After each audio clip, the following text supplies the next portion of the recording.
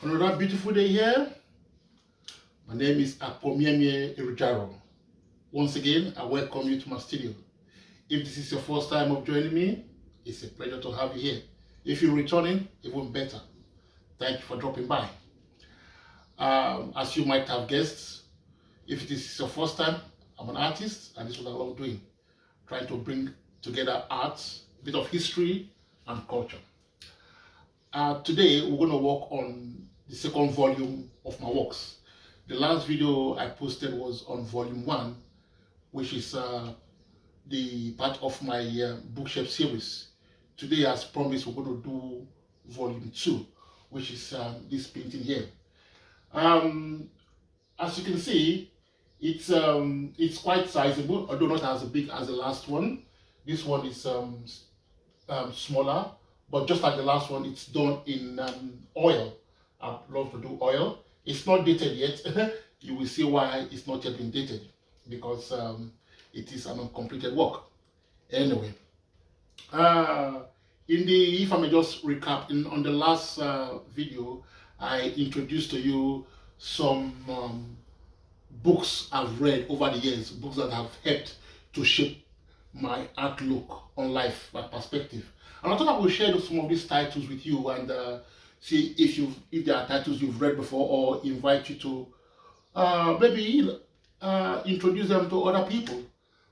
We covered extensively some of those titles. We couldn't read them all, but today let's see how far we can go this time in the short space of time we've got.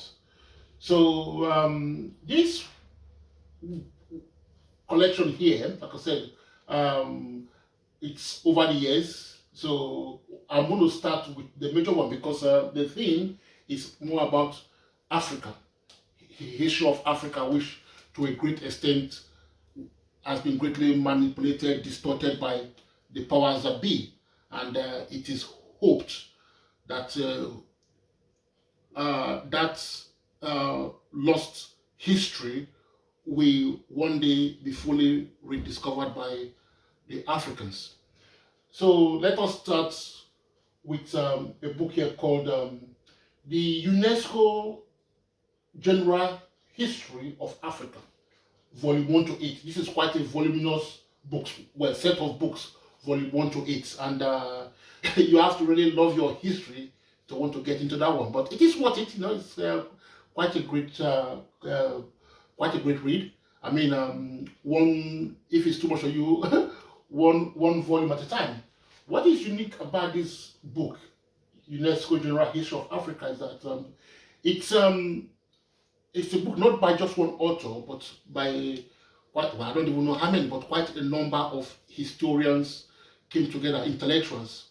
What happened was, because it was published in the 70s.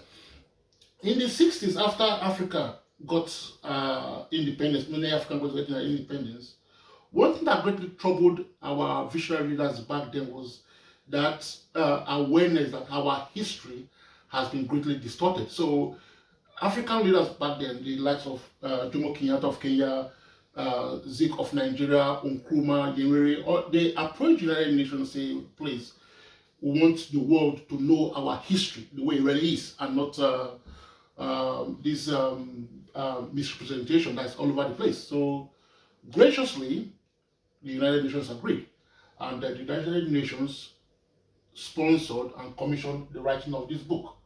Fantastic read. I say volume 1 to 8, so it is worth looking into. A comprehensive, detailed history of Africa, and it is highly recommended. But if it's too big for you, too chunky, I wouldn't blame you if you want to shy away from it. A compressed version of the history of Africa, you find it here.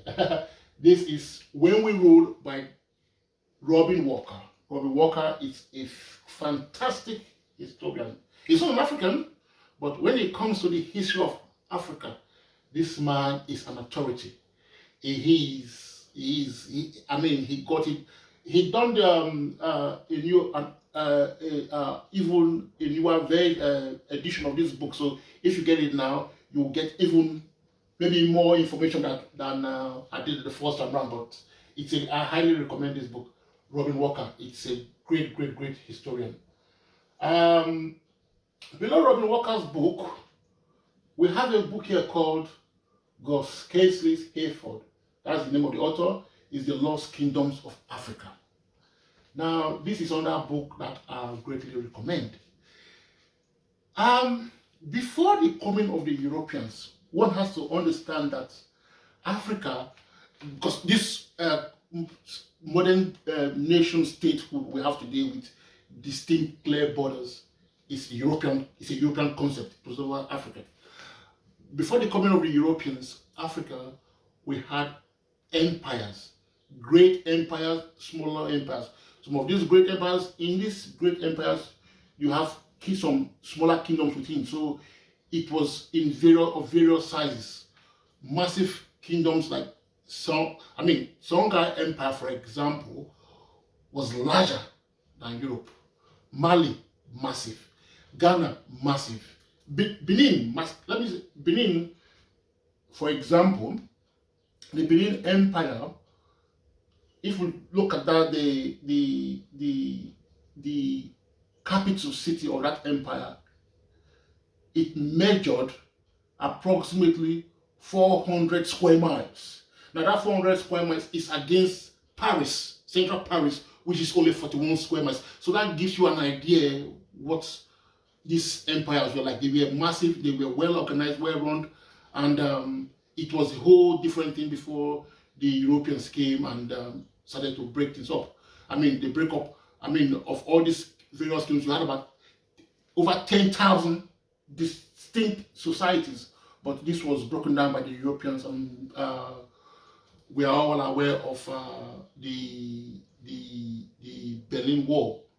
Now, with the Berlin Wall, things just, if you look at the map of Africa today, you see it's a bit like the map of the United States. You got straight lines here, straight lines there. The map of Egypt for today is zoop, zoop. Like somebody, you can see some of this, somebody went there with a ruler, just drew lines, cut off Egypt, cut off Sudan, cut off Libya, and it's all over the place in many African countries today. All these artificial borders that has greatly separated us. I'll say it's just like America after the Europeans wiped out the indigenous people, and then you see America is like kind of boxes, lines. That's how Africa is today. If I take this partitioning of Africa, believe it or not, the consequences is still with us today. All over Africa today, be it from Somalia to DRC, you always have all these border problems, and it is because of these artificial borders. In my country, Nigeria, we share a border with Cameroon. So you can be in Nigeria, live in Nigeria, and go to work in Cameroon, or work in Cameroon, live in Nigeria. So you always have this, when you have all these artificial borders, it affects the way people relate and all that. And if one might even go a bit deeper, talking about all these artificial borders and their consequences Africa has suffered, still suffers today, the truth about it is that we have so many countries in Africa that, in the true sense of the word, they're not viable nation states. They're so small. Take a country like Gambia, for example. Gambia, it's inside Senegal. It's as if Senegal just embraces Gambia. It's the same thing with Eswatini. Eswatini just in the middle of South Africa. Inside South Africa, a country inside a country. We have some other countries that are so small. I would say you take countries like Togo and Benin, for example. Now, Nigeria and Ghana, we have a great relationship. But one funny thing one will find out about the relationship of Ghana and Nigeria is both countries, it's as if they seem to ignore Togo and Benin, two tiny countries that are just plunked in the middle. They just, it's like kind of talking over their heads, it's as if they're not there. And it's incredible. You know, you have all this whole thing there that is it's so anyway. I'll invite you to look into Kingsley Hayford's Lost Kingdoms for you to see some of these fantastic kingdoms we had all over Africa. How, because he gives you photographs, he also gives you a brief history of these individual kingdoms. So by all means, please have a look at that book, Lost Kingdoms of Africa. Now below here, we come to a book here called The African Origin of Civilization, Cheikh Anta Diop. I spoke about Cheikh Anta Diop the last time on volume 1, but again, let me just repeat, because this is one of his, he wrote lots of great books, but this is one of his most notable, I should say, African Origin of Civilization, Myth or Reality. He presents the facts for you to decide, is it a myth, is it a reality, and then you see for yourself. And it's, I mean, there's so much one could say about Cheikh Anta Diop, but I will talk about Cheikh Anta Diop maybe later, because if we want to talk about Cheikh Anta Diop, wow, we're going to be here for a long time, but it is worth exploring. Cheikh Anta Diop's work, the African Origin of Civilization as we know it today. Below Cheikh Anta Diop, we got John Henry Clark. I mentioned Diop again here. John Henry Clark and Joseph Johannikan, popularly called Dr. Ben. I told you about Dr. Ben the last time when I introduced his book, The Black Man of the Nile and His Family. I also talked to you about John Henry Clark. Fantastic historian. These 3 books, the reason I didn't put titles is because these men that have written extensively on the history, hidden, lost, forgotten, or undermined history of Africa. So any books by these men, by all means, please watch, look after them. If it's even an article, an essay, hey, once you see, just read these guys' books. They're fantastic. They're fantastic. Over here, there's a book here. I have to mention him anyway. Kaba, Professor Kaba. Professor Kaba Kameni. He's in the last volume I mentioned his book, which was the spirituality before religions, where he really, Professor Kaba is a fantastic writer. He really goes deep. He seems to be more interested on the spiritual side of things, and he does a great work in bringing all these things together. You read his work and then you come to realize a lot of things you never thought before. You never saw the missing dots when it comes to spirituality, religion, and society today. Kaba does a great work. This book here is called Shabaka Stone. Shabaka Stone, it's one of the prominent exhibitions at the British Museum today. I've visited this museum a few times, but it was through thanks to Professor Kaba that I looked into it more closely.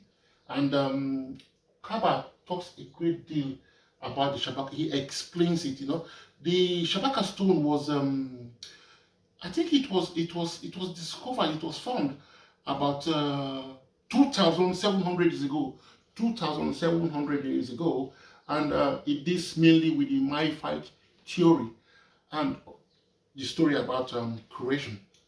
Like I said in the previous presentation, the Shabaka stone is one of those artifacts that helps to buttress the fact that the ancient Kemetans, they themselves, they claim, they said they came from an even older civilization.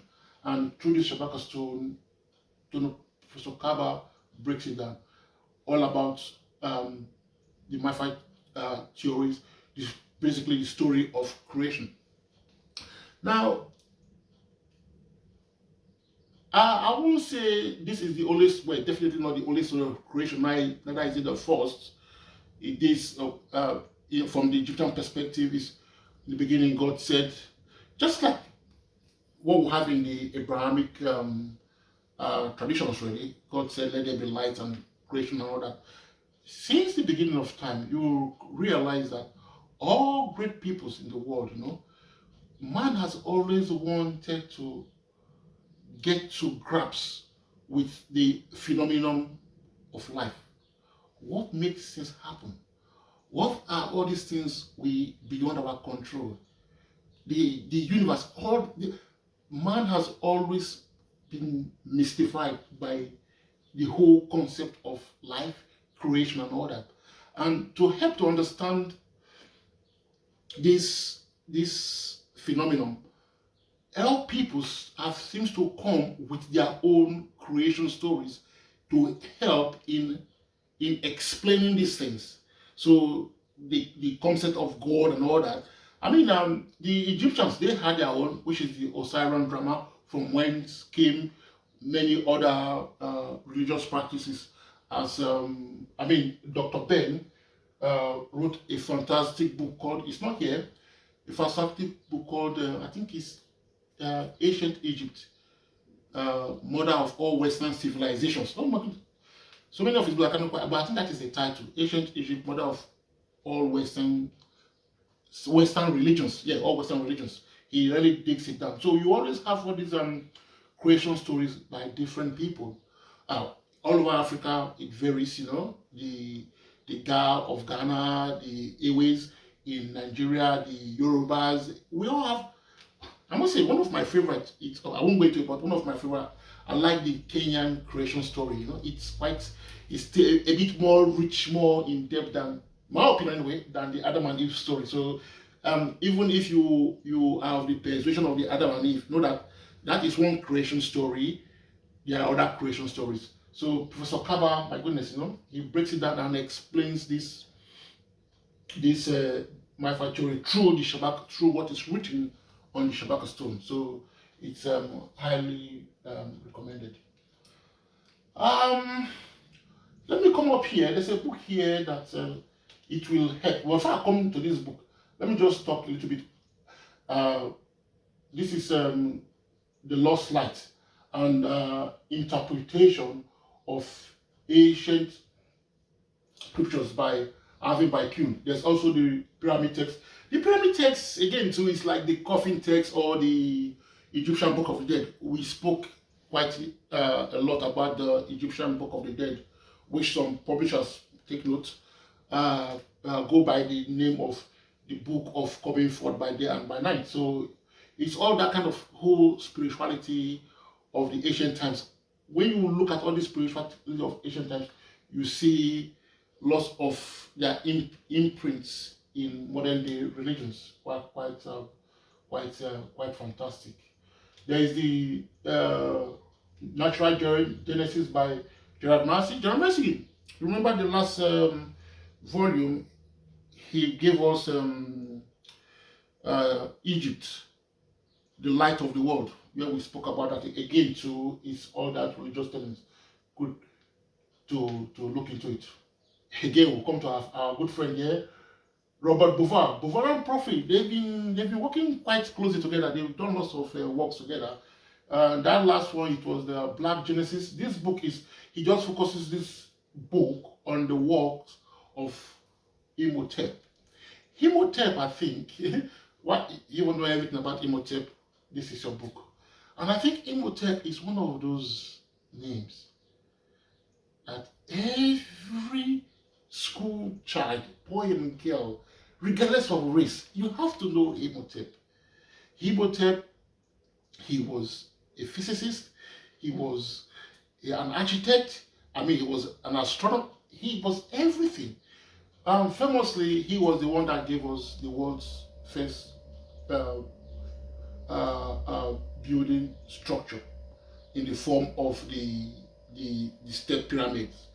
The step pyramids which he built for King Zoser. So there's so much to say about Imhotep that I'm still working on a painting. I want to do a painting of Imhotep. So maybe when I come to that, I will talk more about Imhotep. But I think it is great to look into Imhotep. Robert Bouvard.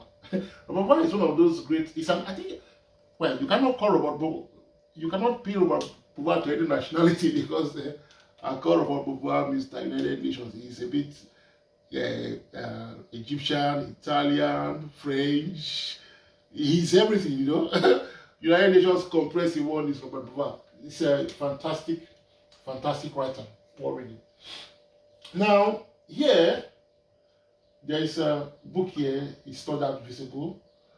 It's called The Miseducation of the Negro, Kotujo Woodson. Now, I thought I would come to this book because this book,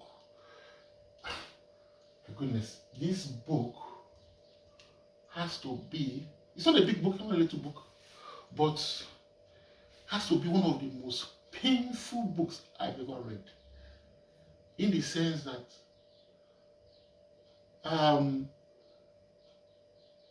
over the years, I have been seeing, I think I've been seeing, reading things that were actually affecting my subconscious mind to miseducate me. And this is something that has a great deal of long-term effects. Today, all over the African world, when I'm saying the African world, I mean Africa, Africans in the diaspora, the Americas, the Caribbeans, and all over the place, or Asia and everywhere, all over the world really. The truth about the matter is, in the words of with Nobles, he said, we now have a shattered consciousness and a fractured identity. And that is because over the years, over the centuries, systematically we've been brainwashed. We've been brainwashed, and this brainwashing is done in a very subtle way. It is done subliminally, and because it is so powerful, it delays that threshold of consciousness so much so that you are not even aware that it is happening. The inferiority complex that results from it is incredible. In our educational system, in our entertainment, in our interaction, you have all these things there, but we're so blinded we don't see them. And the consequences of it, oh my goodness, you know. This miseducation of the Negro, Kotujo Woodson, he came to this realization from his time as an educationist and social observer in America in the 30s or 40s, I think, long time ago. But it is still happening even today. You know, in America, it is still happening today, the miseducation of the Negro. Now, why I say this book, I'm troubled by this book. Obviously, I'm not an American, but whatever this thing has done to the Americans, it is even worse what it has done to the Africans. I mean, it is terrible. The Americans seems to be a bit more aware because, according to what's his name, Professor Smalls, James Smalls, say we live in the belly of the beast. But we Africans, we don't live in the belly of the beast. We have become our own jailers, so to speak, the jailers of our consciousness. And why I find it so troubling is because sometimes, well, basically, we, the Americans, African Americans, they don't have a say in their, because of the demographics, their size. They cannot really have that impact on their curriculum. But we Africans, we control our educational system. We can change all these things within a generation. But we can't seem to get our act together, so to speak, and do these changes. That is why I find it so troubling. And apart from our educational curriculum, which is Western, all the way through, religion has made it, oh God. When it comes to religion, it's as if we've completely lost the plot. It is just incredible where we have religious leaders. Sometimes I watch the society where we see religion and how religious leaders use religion to manipulate the people. I mean, it goes from one spectrum whereby you see so-called religious people. I won't call them scholars because they're not scholars. They like to call themselves men of God. Anyway, these religious people, how they milk the congregation because everything is about money, money, prosperity, money to make the people. And sometimes when I see some of all these religious people, well, nine times out of 10, they're very eloquent, very persuasive, but they're not only talking to the gullibles, they're talking to highly learned men and women, highly educated. Yet they just could win these people mercilessly in the name of religion. And that is one extreme. You go to another extreme, that is more common, sad to say, among the Muslims, where you see you have such religious bigotry, where you have people that will go out there, kill their fellow man in the sincere belief that they are doing God a favor. I mean, that's why I say our miseducation, my goodness, it has done us a great deal of harm in Africa. And like I say, this thing is so I can't even say the word now, subliminal in the way it seeps into the mind that we're not even aware of it. But the consequences, the effect is just devastating. Now, let me talk about my own country, for example. Use my country as an example, Nigeria, right? Not because I'm a Nigerian. I'll use Nigeria because Nigeria is the giant of Africa with the most populous, over 30 million people. I mean, we're the giant of Africa. So, using my country for example, because I say this, because of this miseducation, our curriculum, embarrassed to say, there is this inherent inferiority complex, whereby, sometimes when you meet there, you have the individual, in most cases, has a great deal of high personal self-esteem, but that high personal esteem the individual Nigerian has for himself, he does not always transfer that onto his fellow man or other people around the world, other Africans around the world. There's that thing there that what is ours is not superior. Superior has to come from the outside. What is from the outside is superior, is more valued.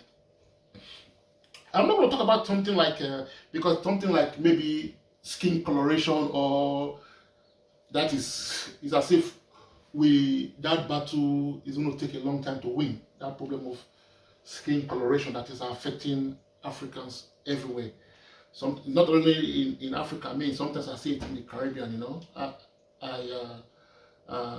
It's incredible. Anyway, let's not go into skin coloration or this foolishness of our beautiful African women are proud to wear the hair of other people, sometimes dead people, to cover their own hair. I mean, it's incredible, I'm not talking about artificial now.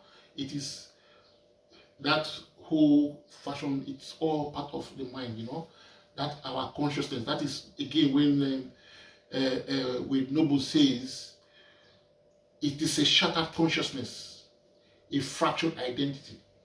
Anyway, come back to my country, Nigeria, for example, now, right? When I say this thing is not the gullible amongst us that is being misled, but the highly learned people. So we'll make an example now, say the judiciary arm of government in my country now. Since after independence, sometimes I am so embarrassed when I see members of the legal profession. I'm talking of the Supreme Court, my country's Supreme Court judges. I mean, you know what it means to be a Supreme Court judge. You're not a silly person. You were highly learned. Some of these people, they've traveled far and wide. I mean, a Supreme Court judge, then you see them wearing these silly, blonde-colored wigs inherited from Europe. What on earth has that got to do with the judgment that you're going to pass? What has that got to do with the judiciary? Oh, it doesn't really matter, it's traditions. Why do you prefer that tradition? I mean, great thanks to what is happening in Burkina Faso. This man, the new president came, Captain Traore. No, we don't need all this foolishness. Get rid of it. Today, you have to be proud of the people of Burkina Faso. Their judges look royally African. It just takes just a shift. Why? I mean, Africa is so hot. You put this silly. It's not only the judiciary, the Supreme Court. So the entire judiciary we go dressed like English. What does that got to do with, This is all part of the subconscious inferiority that what is from the outside, it has to be better than what we have. That is just the judiciary, the Supreme Court, and the entire legal profession of the country. Now, you could say, well, that is just, okay, look at our presidency. How many people would believe today that Nigeria produces cars? Yes, they say made in Nigerian cars, Innocent Motors. Not many people know that. Cars are produced in Nigeria. And these cars produced in Nigeria by Nigerian engineers and technocrats, they take into account our road conditions, which are not perfect, our road conditions, so our cars are supposed to be more durable. But can you believe it, that my country's president will not be found dead in a Nigerian-made car? Our country's president will rather drive a car that comes all the way from Europe. Their preferred choice is the ones from the Germans. Many occasions you see the ones from England, Rolls Royces and Mercedes. Sometimes they go far to get cars from Japan. I mean, can you imagine an American president driving a car from if Canada is producing cars, I don't know, but American president doesn't want to have a Canadian car. The British government officials, they will have nothing to do with French cars. This is summer. Summer, you can swim. There's a competition, you swim the channel, you can swim from here to Germany to France. It would similarly, the French will not touch a British car. The German will not touch an Italian car. Not because they hate all their neighbors, but because they want to promote themselves. There is an element of self-pride, which we don't seem to have. I mean, can you imagine the Swedish economy without Volvo?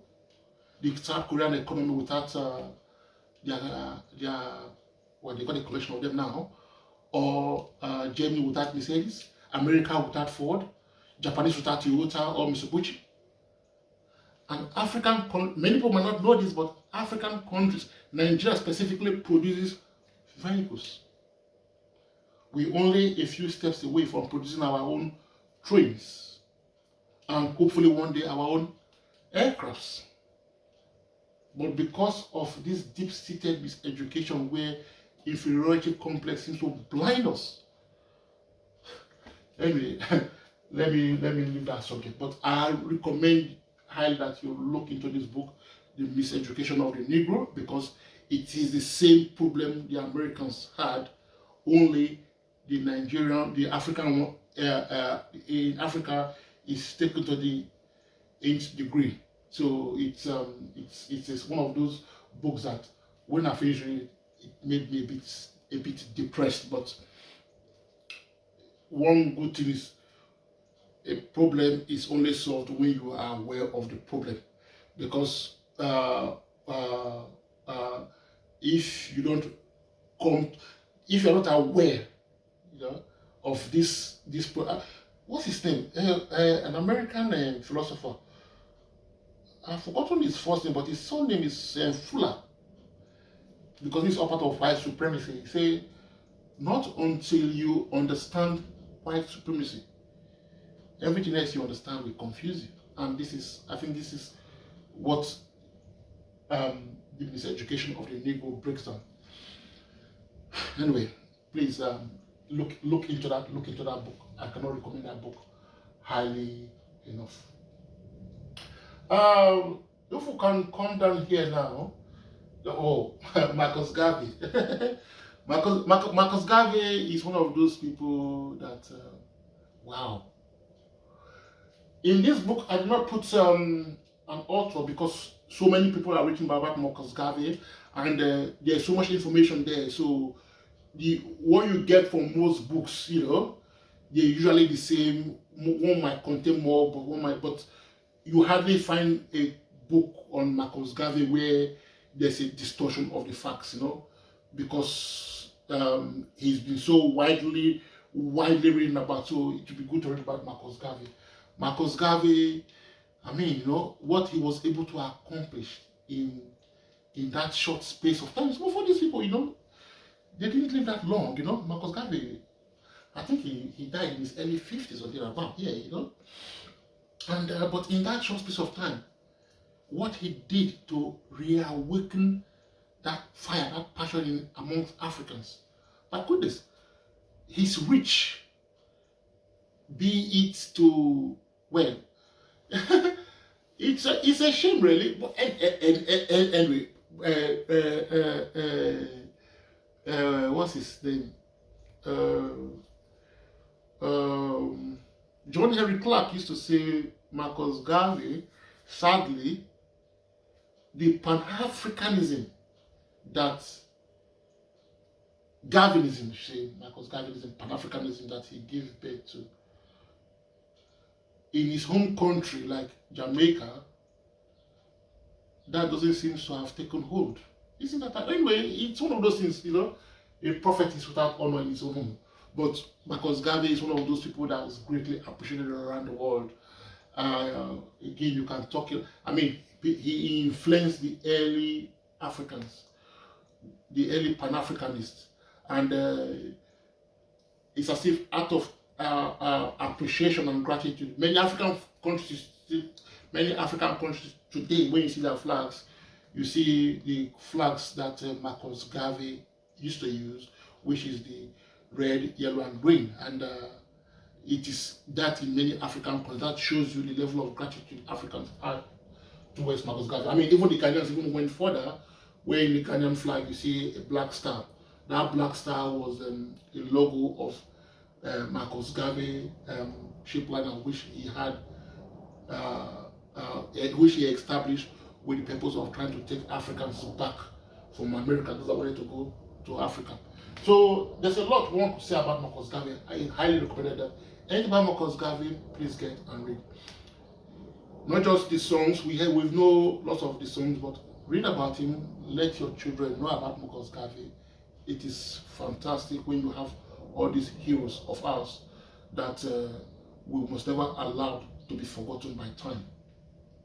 Talking of heroes of ours, Malcolm X. Malcolm X has to be one of my favorite. That man is somebody that came from the bottom and rose all the way to the top.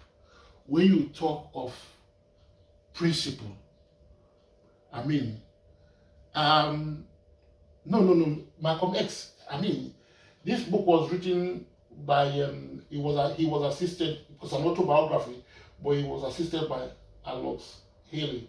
Alox Haley is the same man that wrote Roots in the 70s, that was made into a film and television series that just blew, blew the minds of people when people saw what the African Americans had they got to America, the dramatization had they got to America, and what they went through. I mean, it was a phenomenal book. So one thing about Malcolm X, I love so much about Malcolm X, is that it's as if Malcolm X he progressed from civil rights. He took the argument onto human rights, and he was on a mission to take that to the United Nations. When mysteriously he was murdered, brutally murdered. I mean, it's very sad. But we should please look into this book. It's fantastic. Another book here. Before I go on to the next, let me just talk about his name. He's called Malcolm X, but he changed his name. Not many people know that he changed his name because he was originally born Malcolm Little, but he rejected that name for obvious reasons, and then he took on Malcolm X, and later on he became, because Malcolm X was by the Honorable Elijah Muhammad that gave him the name. Then at his own time now he took up another name, which was El Hajj Malik El Shabazz. That was his name, and he also visited Africa a lot. Amongst other countries he visited was Nigeria, and again too, like Marcus Garvey, the Africans just love Malcolm X. And in Nigeria, the elders that welcomed him, they did something beautiful. They gave him a name which is Omowale. Omowale translates as, it's a Yoruba name, it translates as the son who came back. And yes, Malcolm X, he did come back. He found his roots, and that became one of his names. So, but registered, unfortunately, because of the short space of time before he passed on, his new chosen name did not stick. So people know him more as Malcolm X. The reason that I'm going on about his name, and also mentioned Alex Haley, is there's a thing about a name. Your name is special. Your name has to have value to the individual. I was talking about Alex earlier on, and I mentioned the book Roots. I once met, again, to all tied into miseducation and what I say, this whole concept of inferiority complex, one looking to the outside for a better thing. That's how we adopt all these other names. Some of it, like the African Americans or other people in the diaspora that left Africa, be it in the Caribbean, in Asia, and everywhere, their names, most of their surnames were forced upon them. So people like Malcolm X came to this realization and wanting to reclaim a level of their self-respect and African dignity, they changed their name. Why I mentioned the Alex Haley is this. Some years ago, I met this chap, very knowledgeable man, very clever man, somebody I had him in a very high esteem. Well, I still do. I still respect him dearly, because that is his choice. Anyway, we were talking about this. The conversation just drifted into this area of names, And he said, no, why would I change my name? Because that was when the whole DNA thing was coming. Why would I change my name? I can't be bothered with all that foolishness. That was his ways. I cannot be bothered with all that foolishness. And I've never forgotten him, because when I look back, because if you watch the movie Roots, I highly recommend you watch it.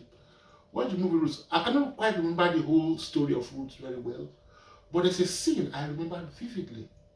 That is the scene where his captors were trying to force him to give up his African name of Kunta Kinte. They were beating Kunta almost to death, trying to give him another name. He would not accept it. He said, my name is Kunta Kinte. They beat this man so he was tied to the ropes and he was being flogged. I think by two men, it was vicious, so terrible. They almost beat him to death. He had to give up his name. And I've always thought about that saying, that how would he have felt like if Kunta Kinte at that time could have looked into the future and see his descendants say to change their name, to reclaim their African name is foolishness. I say that because you have the choice. And one of the beauty about African names, they all have meanings. And I always say this about the people in the diaspora. If we can say, okay, let's look for something positive out of all this. Since you left Africa, now you have a claim, not to any one single country, but to the entire continent. To the entire continent. So you can choose and pick any name of your choice that has a meaning. I mean, wouldn't that be wonderful? And it just takes only one. I mean, I mentioned, he's a proud man, Professor Kaba. Professor Kaba, I don't know, his name used to be Kulman Bukti, something like that, yeah, because he's written, but he used to change his name. I don't know what his new name means, Kaba Hatawa Kanani, I don't know what it means, but I heard him once say, and it's such a powerful meaning. His name seems to reflect his personality. I mean, you have the likes of Muhammad Ali. I mean, so many people that came to this realization, say, okay, I'm going to have a name of my choice. And when that one, sometimes it is just taking that bold step. One man does it and it becomes like, I cannot even imagine calling somebody like Professor Kaba Bukati, Kulman Bukati. Then it sounds so odd. But I want about Professor Kaba's, but that's it. I think he also names his children over great personalities in the past from Kemet, about after gods and kings and all that, and that's one thing I find that the Americans are doing a lot now. I see many Americans, African Americans, that go back, find powerful names, be it gods, be it kings, be it queens, and adopt these names. I mean, you get names like Himotep, Heru. I mean, it's so warm when you see this happening in America.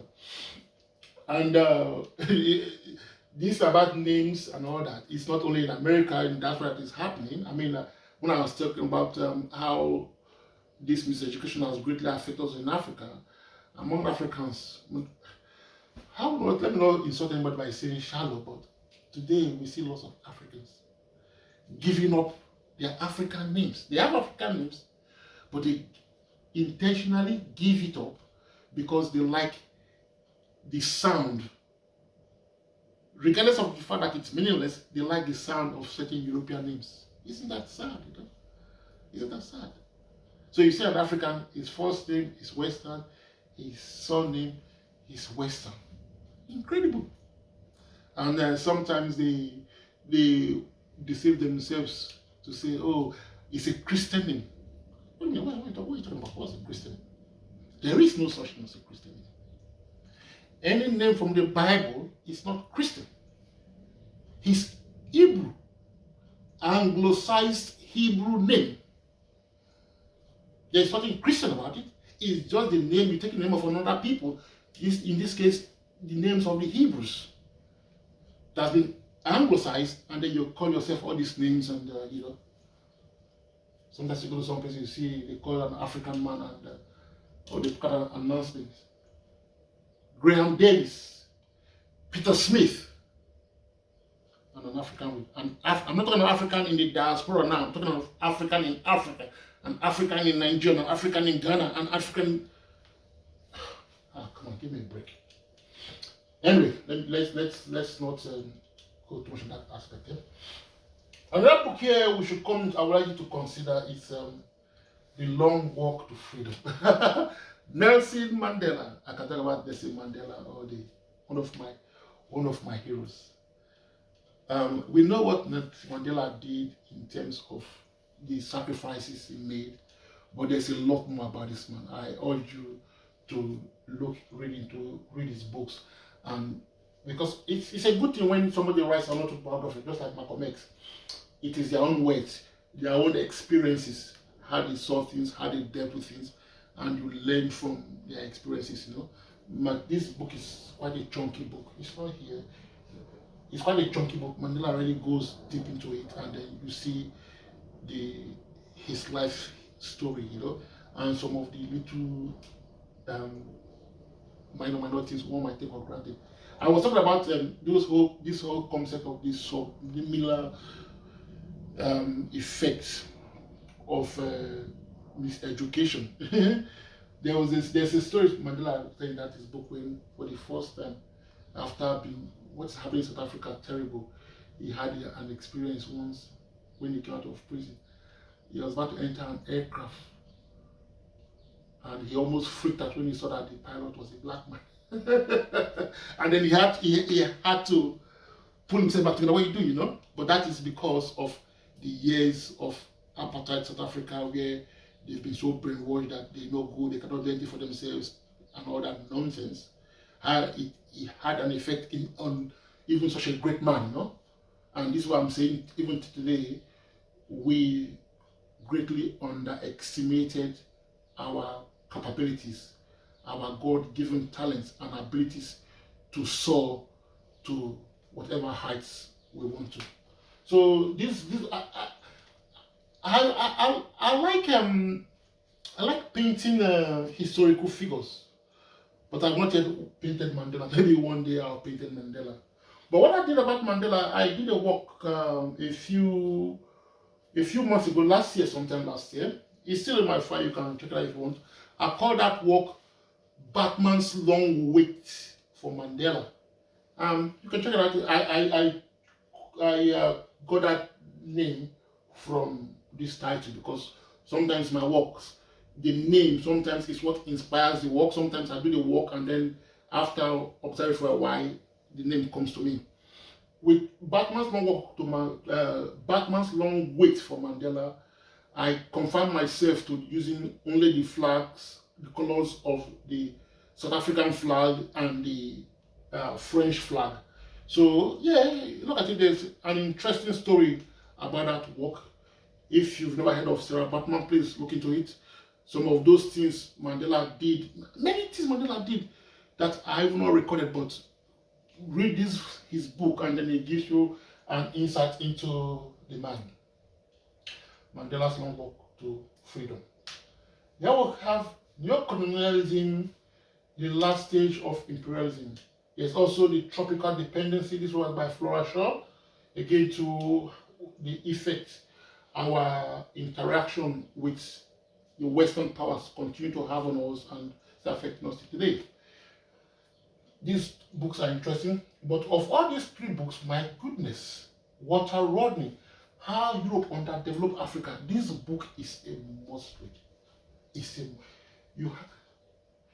Tell you, if I can pull a magic wand, I will insist.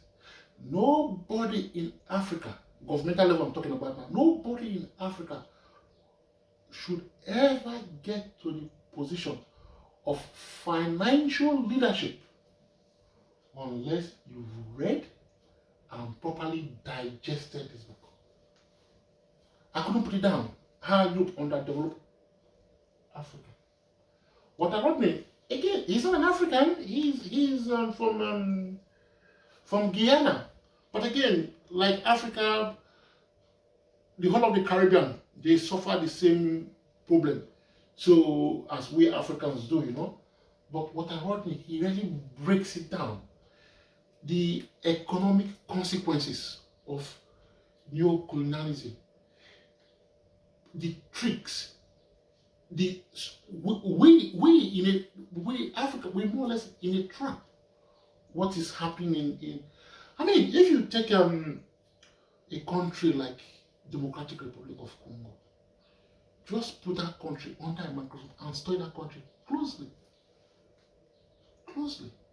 So even even the countries that are liberal, like my own country, Ghana, South Africa, all these countries, we are free. We seem to be free only in name. This book breaks it down. Written many years ago, but there's a formula that never changes. It is still there, and it is still being used to hold Africa back. So, oh my goodness, this is one of the best books I've ever read. Because what I must say, no, I mean, Nkrumah's book was good, but in terms of understandability, it's Walter Rodney. Walter Rodney was fantastic. This book he wrote, one of the finest books ever. I highly recommend this book. Walter Rodney, How Europe Underdeveloped Africa. You read this book and you see things differently. Fantastic. I didn't get time to go into this book. Born in Blackness by Howard French. This is another interesting read. Again, if I start to talk about every single book here, it's going to take a long time. But this is again another fantastic book. Born in Blackness. Highly recommended. We come up here now. There's a book of fiction here. It's called Anywhere But Here by ArtbyAkpomiemie Erijaro. That is fiction anyway, But if you want to have a relaxed time, it's a little book. You can read it in a weekend. It's fiction.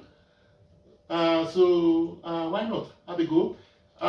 In the first volume, I did show you a poster in the study of the young man that we saw on that poster. That poster is the cover of this book. So I didn't talk about it. I said it was going to take too much time. So just briefly, the cover of the poster in the young man's room in volume 1 of the bookshelf is the cover of Anywhere But Here. So please consider having a read. Interesting, even I can say that. Then we'll have the Rebetting the African Consciousness. Rebetting African Consciousness is by a Nigerian, again, my countryman. We're not doing too badly. My countryman, his name is Tamukoro. Yeah, say it slowly for you to get it. Tamukoro Iyo Ibi Tumbara. This is a book he deals with. In volume 1, I mentioned the works of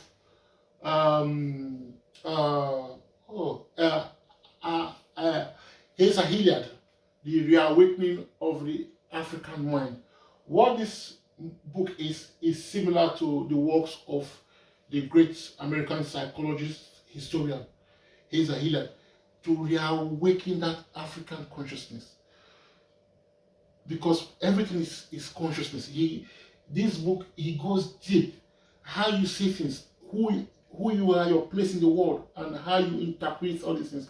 This is what his book is trying to do. Before I won't go too much about this one because it's origin of pagan origin of the Christ myth. We spoke about the Herbert Schweitzer's book. I showed you Schweitzer's book, Quest for the Historical Jesus. So you can tie that with this and look into that again. Many things we call the Christian belief system, you can see how they come from other practices. This is a great book by John G. Jackson. He used the pagan origin of the Christ myth. My only about it, I'm troubled by the word pagan, because when you say pagan, it gives a negative connotation. A pagan is nothing but somebody that does not share your belief. So if you are a Christian, to the Muslim, you are a pagan. If you are a Muslim, to the Muslim, a Christian is a pagan. To those that practice Judaism, everybody else is a pagan. Hinduism, everybody else is a pagan. So it's a pagan, basically somebody that does not share your belief. So it's not, in this context, it is not a negative word, and maybe we should try to see it in that vein. Fantastic, fantastic, fantastic. Wade Nobles wrote this book, The Island of Memes. He gives it from the perspective of Haiti. He calls it Haiti's unfinished revolution. Even the title should tell you, Haiti's revolution is indeed unfinished. I mean, when you look at Haiti today, your heart just bleeds. Terrible what's happened to Haiti. Haiti on one side, Dominican Republic on the other side. You see the difference. Heaven and hell. I mean, it's incredible what the French, I don't know about the French, you know? I mean, oh God. Over the centuries,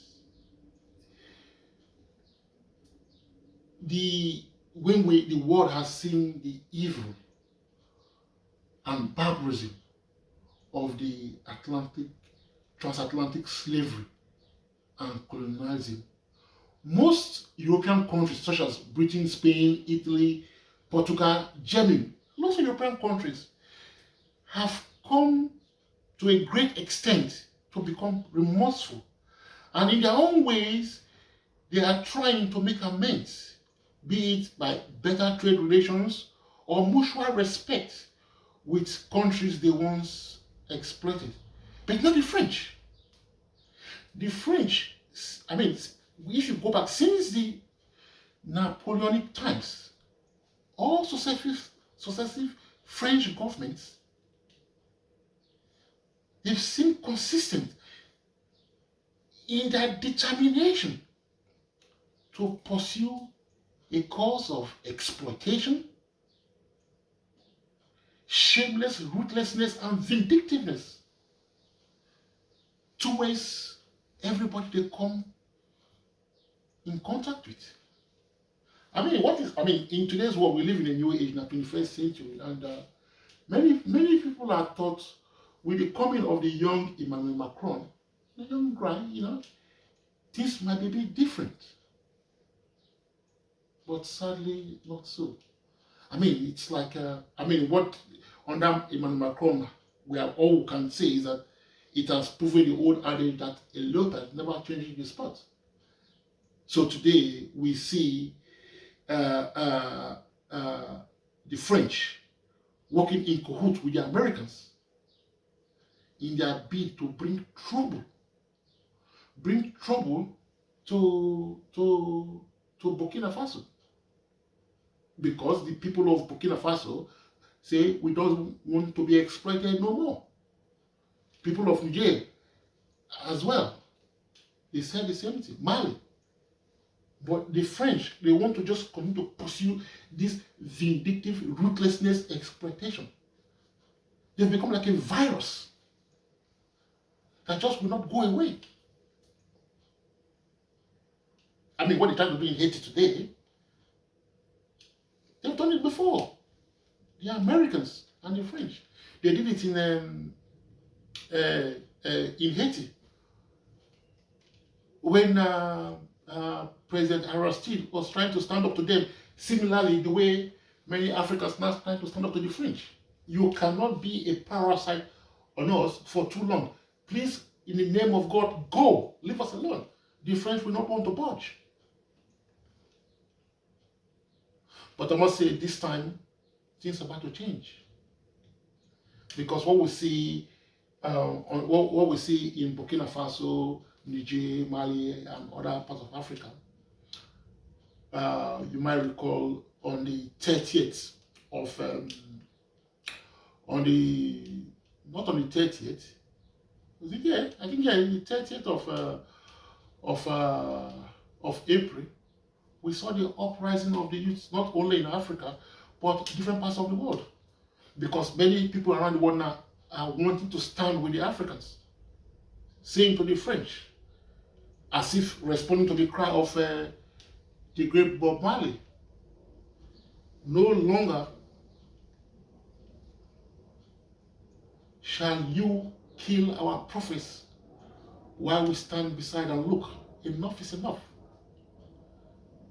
So anyway, let's not get into the French. I mean, the French is it's so sad that they're not willing to change, but they have to change this time. So anyway, what this Noble did, he was looking at the problems of, because although he uses Haiti as his point of reference, but that he broadens it into, in my understanding anyway, he invites us to look at things from the African perspective to see how this can affect us. With Nobles has done a great deal of work in this whole issue of African enlightenment, reawakening our consciousness. So I highly recommend this book. We come to a book here called Weep Not Child, Ngungi Watongo. Maybe I'm pronouncing it wrongly, Ngungi Watongo. You can see here it seems quite big, but it's only a small book. I haven't got it at all. I haven't got the book. I'll just show you, but it's a small book like that. It's a very small book. It's a novel. It's a fiction. Weep Not Child. It's a book that I read many years ago when I was a schoolboy. We studied this book in school. I made it this big because it had such a great impression on me. But even then, as a child of about possibly about 13, 14, when I read that book, didn't quite understand the reality of it that much. But even as a young child, I never forgot what I learned from that book, and the stories, the effect, The book mainly deals about the relationship between Africans and the white settlers in colonial Kenya. I mean, it was about the bewildering dispossession of an entire people from their ancestral land. This thing about Africans fighting to regain their ancestral land, I think sometimes maybe some might not understand it that well. Europeans might not understand that our love, because I think that is what is happening in Palestine today. Many people don't seem to understand that it's something very deep in our psyche, our attachment to land. Because spiritually, most Africans, we've practiced before the coming of the Europeans. The best I can describe our spiritual practices back then is, say it's more or less pantheism. This is the philosophical and spiritual views that identifies the universe or nature with divinity. Basically, it means God is everything, is everywhere. Be it in the air, be it in the rivers, even in the plants, God is everywhere. He lives in us. And also, it also helps us in how we relate to our elders. We hold our elders in reverence, and we hold our ancestors in even higher reverence. So our ancestors and the land is all tied together. And that's what this whole thing about the Weep Not Child is all about. When the Kenyans said enough is enough and the Mau Mau uprising started, the Mau Mau fought. Without the Mau Mau, Kenya would never have gotten their independence. So this book is a fantastic read. I cannot recommend the book high enough. This issue about land, Africans understanding with the land, that it's something that goes very, very deep. Let me explain this. If you've watched the movie, for example, the Black Panther, that very successful film that came a few years ago, the Black Panther. There's a scene where T'Challa had to communicate with his ancestors. So he had to, let me just be brief, he was put into a trance and then he communicated with the ancestors and spoke to them, and then they spoke back to him. They gave him instructions and things like that. That is how we Africans use, many Africans today. Personally, I still talk to my dad. My dad is gone from this for a long time now. 20 years he's gone. I still talk to my dad, you know. I still talk to my grandparents. So for us, in my culture, for example, my Robo culture, our understanding of death is different. Nobody really dies. What we say is they've returned back from whence they came, or they've gone on with their lives. So we have a different concept of death. So the Europeans, when someone dies, you know, yeah, they go put beautiful flowers there. But Africans, no, we don't do flowers. We go there, we talk to them, we pay libations, we pour libations, we use drinks, spirit, alcoholic drinks. You can even use water. That is the relationship we have. Now, why am I going into all this African spirituality and all that? A few years ago, I was watching a thing on YouTube, and there was this group of men. It was in Namibia. They went to this place, this farm, and they were stopped by a lady. The lady said she is now the owner of the land, the farm. That these people needed permission to access this place. Mind you, it was a massive, massive place. Massive place. Massive. They call it like a reserve, you know. I mean, if I might even just digress, even that same Namibia, I'm watching this documentary where they were interviewing this guy. They were in this Range Rover. They were all driving for miles and miles and miles. And this guy was saying, "Oh yeah, it's on my land. Yes, I got the." He said, "It's your land." Yeah, he said, "Yes." He said, "It's your land. I got the land, and my great grandfather bought the land. He got all the documents. Your great grandfather bought the land. The documents written in Dutch." He said, "Yes, his great grandfather had the land." What is the size of this land, you might ask? 45,000 hectares.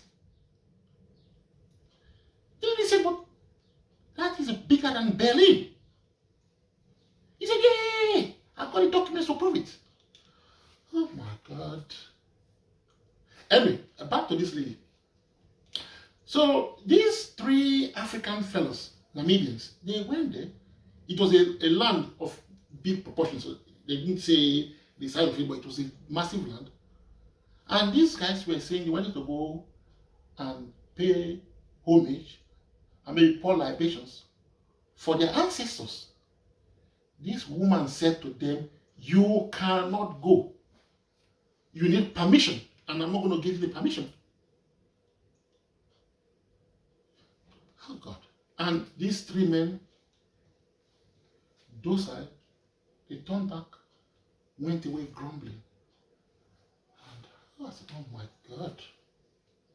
I mean, when I saw that thing, I was kind of, I come to realize one thing, that I think we are African, but I think we in the western part of Africa, well, let me also say Nigerians especially, you know, I think we've got a different temperament from our temperament, and that of our brothers in Southern Africa is quite different, you know. I mean, that is why during the apartheid times, why Nigeria and many countries around Africa, Western Africa, we did a lot to support, to bring an end to the apartheid government in South Africa. I mean, even you have a case where not even workers, civil servants, were willing to donate from their salaries. School-going children, were from their pocket money, donate money for the cause. Let's not go into what is happening in South Africa now because of the level of xenophobia, because again, that's all part of miseducation of the African mind, all this xenophobia, because when South Africans turn away from their true enemies and fight and want to kill their own African brothers. Let's not go into that, but I'm just trying to say how Africans feel. Then on that level, we Nigerians, I mean, you want to tell a Nigerian, you want to tell me not to go to where my forefathers are buried because you own the land that your great grandfather bought without. Oh God. In Nigeria, we have a common saying that today and today, man die but once. All I will say on that is that kind of, if I was a Kenyan back in the day, I would have been a proud member of the Mau Mau. Anyway, let us leave that aside. So that is that book, Ungungi Watongo. It's a little book. It's a fantastic, fantastic read. I highly recommend that book. It's great. We come to an introduction to African civilization. John G. Jackson, the same John G. Jackson that did the pagan origin of the Christ myth. Again, too, John G. Jackson is a fantastic writer. He's like John Henry Clark. He did lots of work. He's an American, did lots of work, African American, did lots of work in the whole thing about African history, trying to bring African history to light and enlighten the world. So I greatly recommend his work. Now, Oladia Aquino. I'm working on a painting of him. You know, it's a very difficult thing for me to do because I've done 3 different sketches and none seems to work for me. You know, so I keep on. I will try to get it right, but I will do a work of his. You know, it's about slavery. You know, the thing about slavery is transatlantic slave trade. I don't like talking about it. I must say I shy away from the transatlantic slavery because as terrible as it was, as atrocious, terrible as it was, you know, I don't like talking about it. Maybe I will, like I said, I owe it to Aquino, and I'll also talk about Nzinga when the time comes. Then I will give up. I think it was John G. Jackson or John Henry Clark, I don't quite remember. He said, if you can compress the history of Africa into a book of 1,000 pages, the whole diabolical history of the transatlantic slave, I don't call it slave trade, not a trade, slavery, transatlantic slavery will come up only in page 950. A book of 1,000 pages now, you will come up at page 950 and might only take up 2 paragraphs. Why? Because the history of Africa is vast. It is rich. So I'm more interested in that history of that is vast, that is rich, that is incredible. The history that gave us the pyramids, the history that gave us an understanding of the universe, that gave us spirituality. That history is so vast. So why on earth would I want to be talking about slavery? It was terrible, but John Henry Clark said, I agree with him, when you start from slavery, it's as if you have no history before that. What's even worse, when you start from slavery, everything else after that becomes an improvement. No, that is terrible. I want to remember when my people, when we ruled. I'm not talking about ruling other people because Africans will not the type that Africans are not interested in going to dominate or conquer other people like you see or other people. No, when we ruled ourselves, when we are at the height. So that is why I'm a bit reluctant when it comes to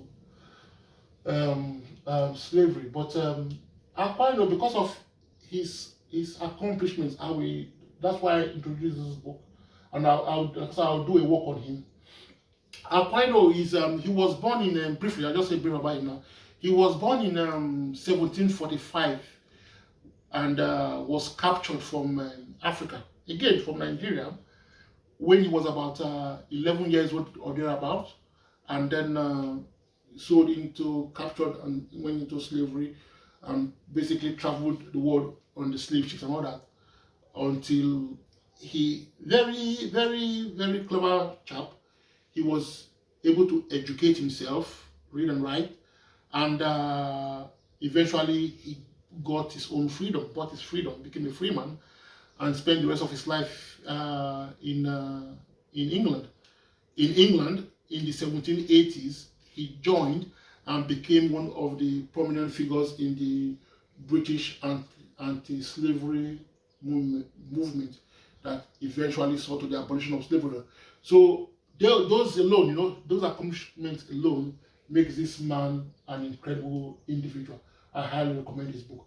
I will talk more about Aquino when I do a presentation on him. I'll do a presentation on him and talk more about him. So here, the next book here, we have the role of missionary in conquest. Without the missionaries, there will be no conquest of Africa. I mean, it was the same one coin with both slavery, colonialism, imperialism, and religion on the other side. So this book does a great deal about that role religions play. And like I said earlier on, when I talk about the miseducation of African, religion continues to play a big role, a massive role in our lives. And it's not only Christianity. We must never forget that Islam, the Arabs, the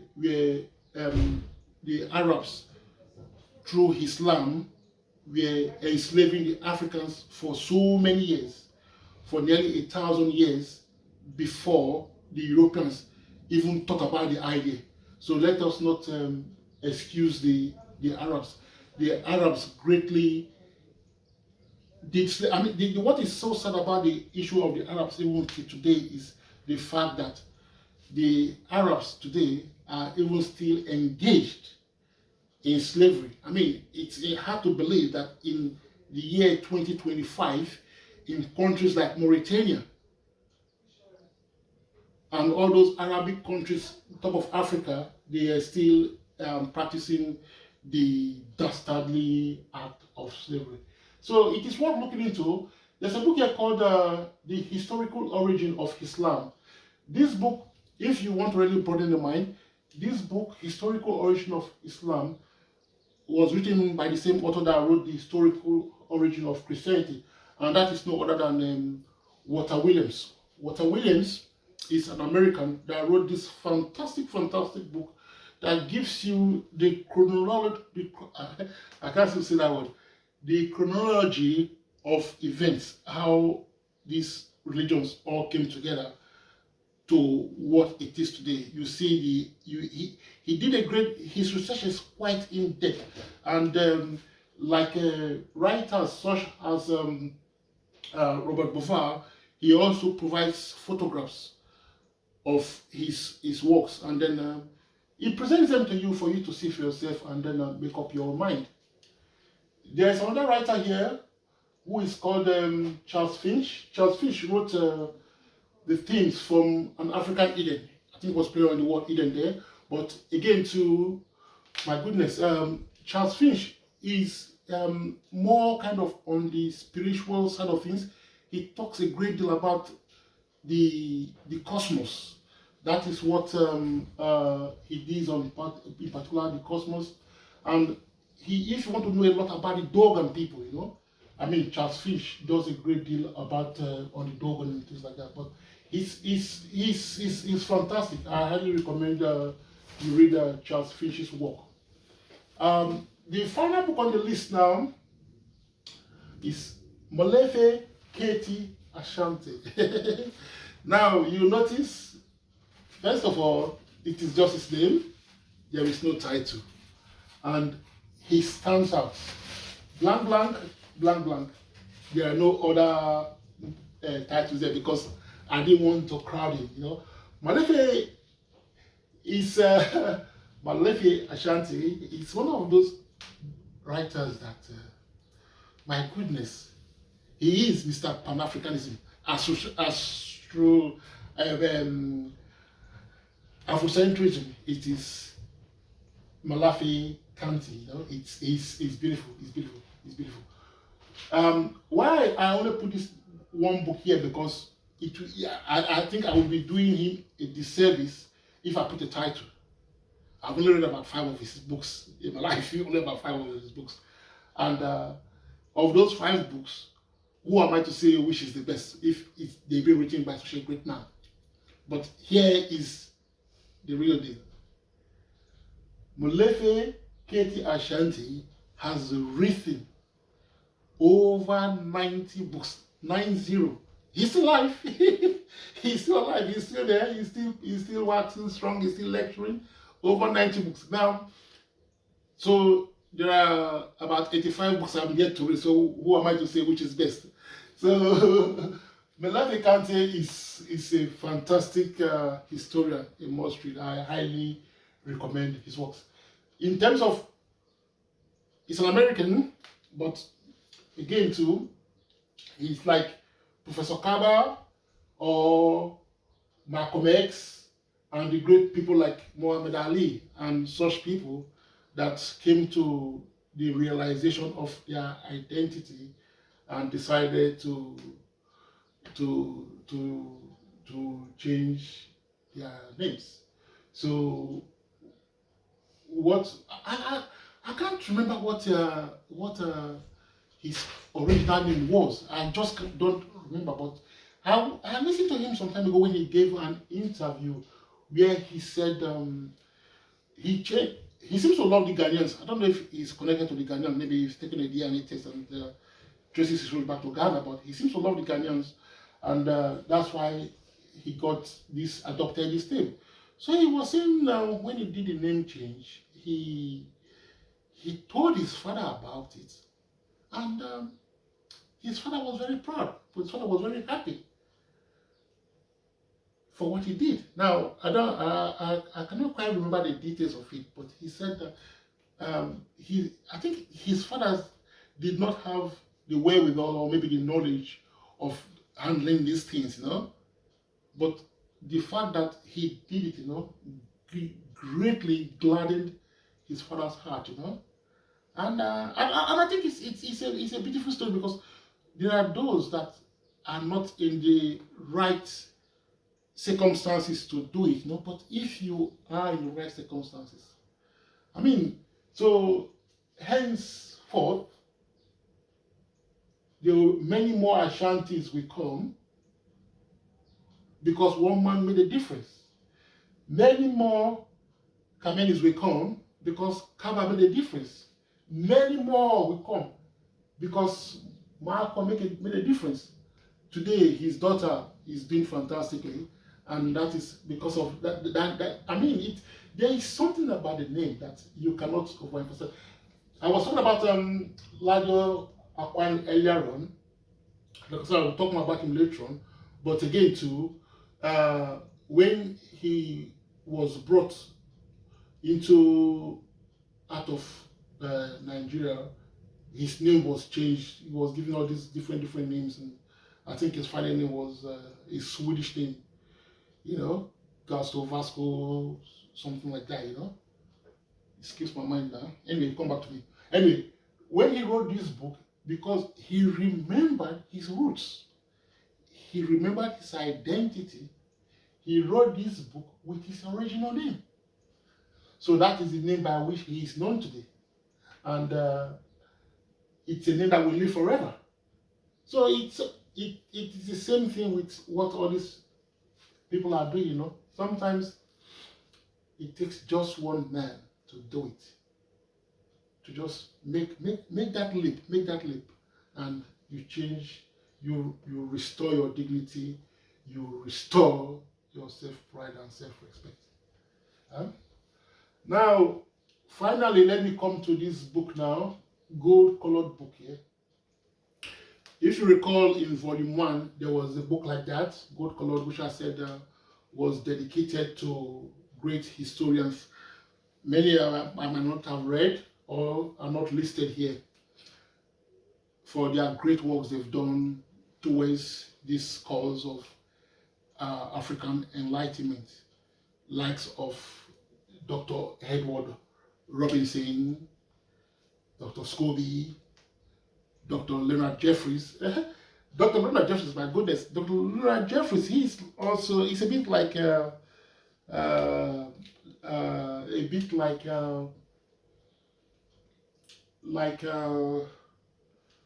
Professor James Smalls, no?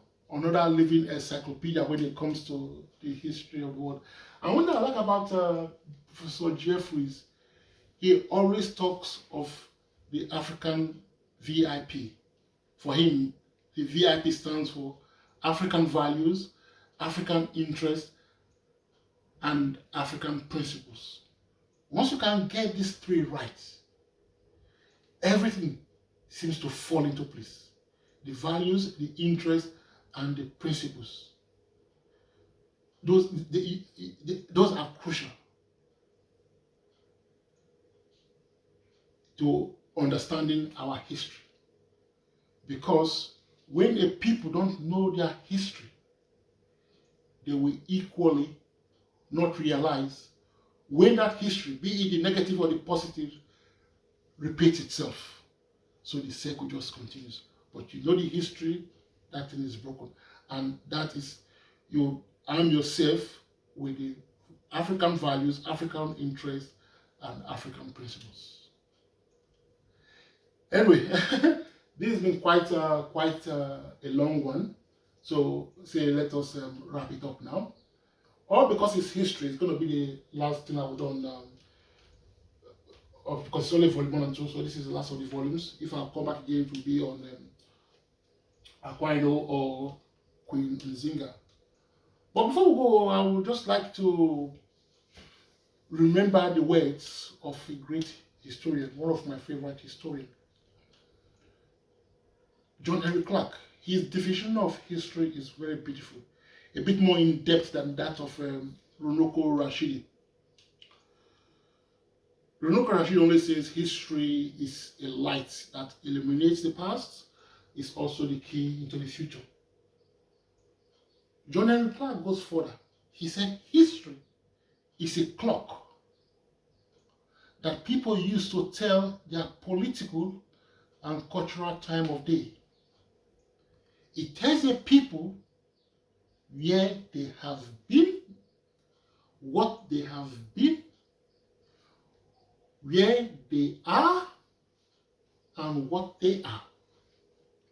Most importantly, Dr. Clark went on, he said that history tells the people where they still must go